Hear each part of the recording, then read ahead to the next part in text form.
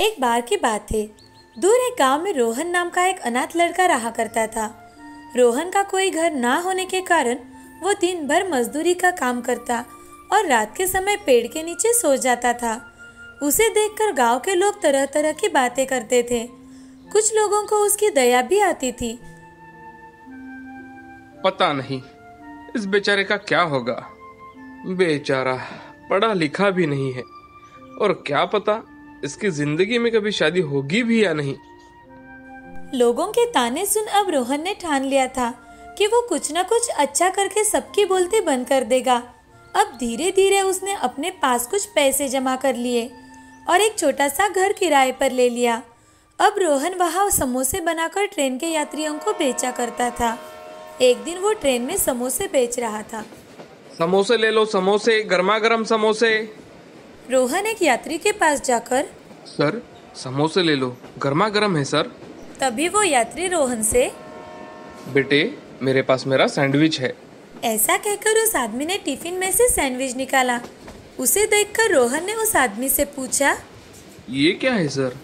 तभी वो यात्री रोहन से, ये सैंडविच है बेटा, क्या तुम खाना चाहोगे? नहीं नहीं सर, ये आपका है। उस आदमी ने रोहन के हाथ में सैंडविच दिया। रोहन ने संकोच के साथ सैंडविच खाया। सैंडविच बहुत ही टेस्टी था। वो सैंडविच की टेस्ट देखकर रोहन उस आदमी से, सर ये तो बहुत ही स्वादिष्ट है, क्या आप मुझे बता सकते हो ये कैसे बनाते हैं? उस आदमी ने रोहन की रिक्वेस्ट को मानकर उसे 2-3 सैंडविच के प्रकार बताए और उसे कैसे बनाते हैं उसकी सारी जानकारी भी बताई। वो आदमी रोहन को 1 घंटे तक विविध प्रकार के सैंडविच के नाम बताता रहा। रोहन भी बड़ा मन लगाकर उसकी सारी बातें सुन रहा था। सब समझकर रोहन ने उसका धन्यवाद किया और वहाँ से चला गया।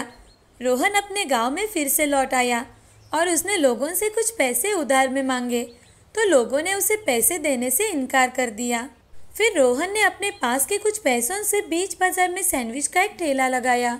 शुरुआत में गांव के लोग रोहन से, अरे भाई ये क्या है, हम सब तो ऐसा कुछ नहीं खाते। 2 दिन बाद 2 बच्चे उसके ठेले पर आए और रोहन से, भैया भैया हमें सैंडविच चाहिए। रोहन ने बच्चों को ताज़ी सब्जियों से अच्छा सैंडविच बना कर दिया और बच्चों ने जब वो सैंडविच खाया तो उन्हें सैंडविच बहुत पसंद आया।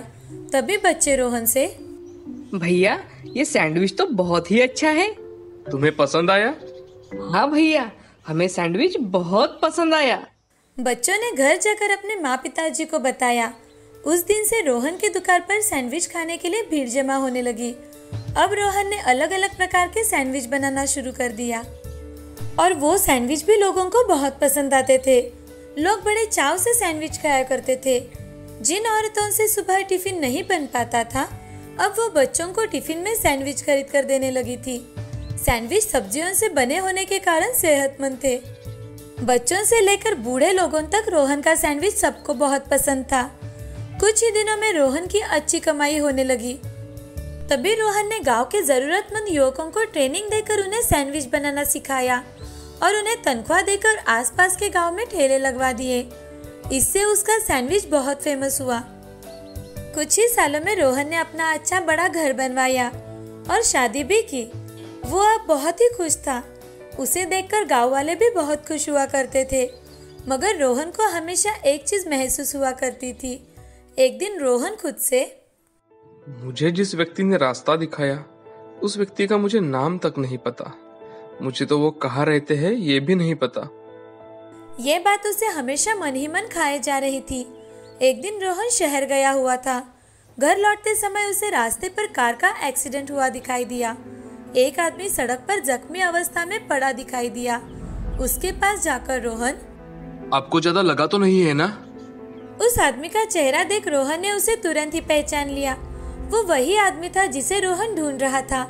उसे उठाकर रोहन तुरंत ही अस्पताल में लेकर गया। अस्पताल में जाकर उसका सारा इलाज रोहन ने किया और उसे होश आते ही रोहन उस आदमी से, सर अब आपको कैसा लग रहा है? धन्यवाद बेटे, आज तुमने मेरी जान बचाई। नहीं सर, धन्यवाद तो मुझे आपसे कहना था। आपने मेरी पूरी जिंदगी बदल दी सर। सर आपका नाम क्या है? बेटे मेरा नाम नरेंद्र है। और मैंने कैसे तुम्हारी जिंदगी बदल दी बेटा? रोहन ने नरेंद्र जी को सारी आप बीती सुनाई। नरेंद्र जी भी रोहन की कामयाबी पर बहुत खुश हुए। रोहन बड़ा खुश था कि उसने नरेंद्र जी की मदद की थी। अब नरेंद्र जी भी कभी कभी अपने पूरे परिवार के साथ रोहन के हाथ का सैंडविच खाने के लिए आ जाया करते थे। रोहन को हमेशा मन में जो कमी लगती थी वो अब पूरी हो गई थी। इस कहानी से हमें ये सीख मिलती है कि सहायता सिर्फ वस्तु या पैसों से ही नहीं होती। अगर अपना ज्ञान बांटकर किसी की सहायता की तो वो भी बड़े काम आ जाती है।